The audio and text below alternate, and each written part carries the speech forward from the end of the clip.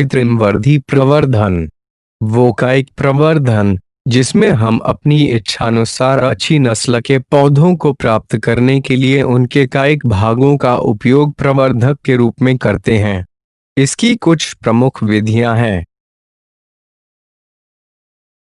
दाब लगाना या लेयरिंग। इस विधि में पौधे की एक शाखा को झुकाकर नीचे गीली मिट्टी में दबा देते हैं, जिससे कुछ दिनों में उसमें से जड़ें निकल आती हैं जो नए पौधे का निर्माण करती हैं, जैसे गुलाब, जेसमिन, नींबू, अंगूर आदि। कर्तन या कलम लगाना। पौधे के तने के टुकड़े को कलम कहते हैं, जिसे भूमि में लगाकर नया पौधा तैयार किया जा सकता है, जैसे गुलाब, गन्ना, अंगूर आदि। पैबंद लगाना या ग्राफ्टिंग। इस विधि में विभिन्न पौधों के दो भागों को आपस में जोड़कर नया पौधा विकसित किया जा सकता है। ग्राफ्टिंग कई विधियों द्वारा किया जाता है, जैसे सप्लाइज ग्राफ्टिंग, पौधों को तिरछा काट के लगाना, जैसे आम। व्हील ग्राफ्टिंग, पौधों को विकर्णीय रूप में काटते हैं, जैसे सेब, नींबू, आम, गुलाब आदि। टंग ग्राफ्टिंग, मोटे तने में दूसरे पौधे के तने को जीभ की तरह काटकर मोम से ढककर बांध देते हैं, जैसे अमरूद, आम, सेब, कटहल आदि। सैडल ग्राफ्टिंग, इस विधि में तनों को वी शेप में काटकर आपस में मोम की सहायता से जोड़कर बांधा जाता है, जैसे अमरूद, कटहल आदि।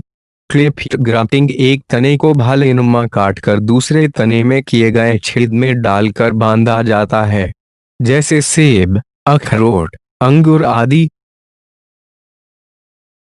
इन अर्चिंग, इस विधि में एक बेहतर किस्म के पौधे के तने को एक सामान्य किस्म के पौधे के तने के साथ छिल्क से बांध दिया जाता है, जिससे कुछ समय बाद वहां से जड़ें निकल आती हैं। तब उन पौधों को अलग कर नया पौधा प्राप्त कर लिया जाता है, जैसे टमाटर। चश्मा चढ़ाना या बड ग्राफ्टिंग, इसमें एक पौधे की कालिका को काटकर दूसरे पौधे के तने में स्थापित किया जाता है, जैसे गुलाब, आम, कटहल आदि। सूक्ष्म प्रसारण या माइक्रो प्रोपगेशन, इस विधि में पौधे के ऊतक जैसे परागकोश, परागकण, भ्रूण आदि का उपयोग किया जाता है। इसमें मात्र पौधे से ऊतक निकालकर पोषक माध्यम में रखा जाता है, जो विकसित होकर कोशिकाओं का गुच्छा, कैलस, बनाता है, जिससे दूसरे पोषक माध्यम में स्थानांतरित करके पौधे के रूप में विकसित किया जाता है, जैसे ऑर्किड, गुलदाउदी, एस्पेरेगस आदि। कायिक प्रवर्धन के लाभ। ये आसान, कम मूल्य एवं तेजी से गुणन कराने वाली विधि है। ये बीज रहित पौधों के प्रवर्धन में उपयोगी है। इसके द्वारा चुनिंदा किस्मों का अधिक मात्रा में उत्पादन किया जा सकता है। उच्च गुणवत्ता वाले पुष्पों और फलों का उत्पादन किया जा सकता है। कम अवधि में रोग रहित पौधों का उत्पादन किया जा सकता है। कृत्रिम प्रवर्धन से हानियां। पौधों में संक्रमण की संभावनाएं होती हैं। नए लक्षण उत्पन्न नहीं होते हैं। रोगग्रस्त संतति से रोग प्रसारण हो सकता है। पौधों में पर्यावरण के प्रति अनुकूलता कम होती है।